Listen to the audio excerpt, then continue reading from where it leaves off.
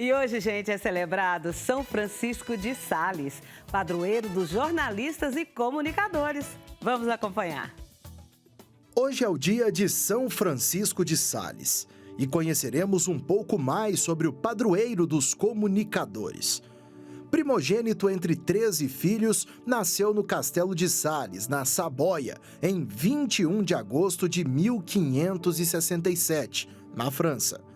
Francisco era de família muito católica, e assim ele seguiu seus estudos em retórica, filosofia e teologia.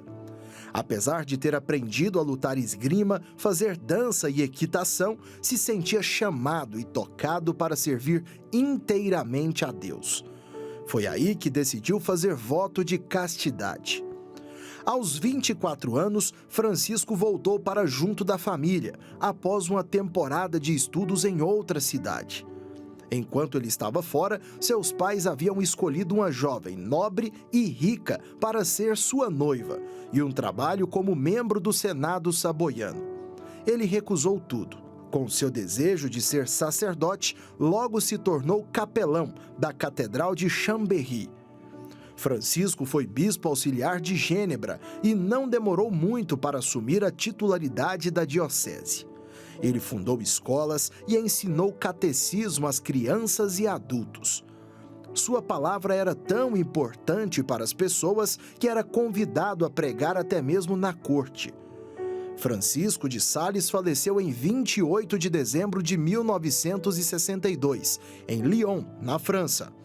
Sua beatificação foi em 1661. A canonização veio 4 anos depois. O Papa Pio IX o colocou como doutor da Igreja e Pio XI o proclamou como padroeiro dos jornalistas. O São Francisco de Sales é fruto de um tempo muito importante na história da Igreja. Ele aparece e tem toda a sua ação naquele século em que aparece também a Reforma Protestante. Então, ele encontrou soluções do ponto de vista da comunicação, soluções muito boas para aquele momento. Ao invés dele combater a Reforma Protestante, ele esclarecia a doutrina católica. Eu acho isso muito importante, porque muitas vezes as pessoas pensam que a gente precisa ficar falando do que é ruim nos outros, do que é limitado nos outros, para poder colocar em relevo aquilo que é bom em nós. São Francisco de Sales fez outro tipo de caminhada. Ele, para ajudar as pessoas a compreender aquilo que estava acontecendo na vida da igreja com a chegada da reforma, ele esclarecia os fatos. E eu penso que essa é a base do jornalismo. O jornalismo não tem nem que empurrar para um lado, nem que empurrar para o outro. Tem que apresentar os fatos como eles são e as pessoas decidirem como pensar as coisas. O dia 24 de janeiro, além de ser o dia de São Francisco de Sales, é considerado para muitos também como o dia do jornalista católico. Vamos conhecer mais sobre essa relação.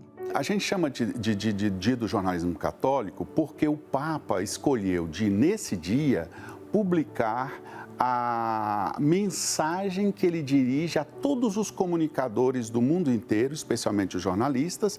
Nesses últimos anos, o Papa Francisco tem se dirigido muito especificamente aos jornalistas.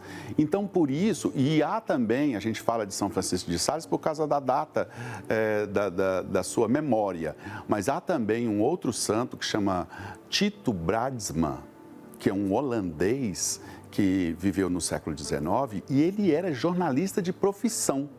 E ele também é canonizado, é santo. Então, juntando essas histórias do Tito, do São Francisco e da mensagem do Papa, é que se fala, então, de jornalismo católico e do dia que a gente celebra essa missão.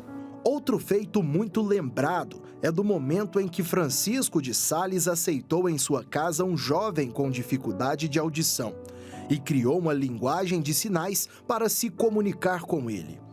Por essa caridade, a Igreja lhe deu o título de padroeiro dos surdos. Que legal, né? Curioso demais saber das coisas, eu acho super importante.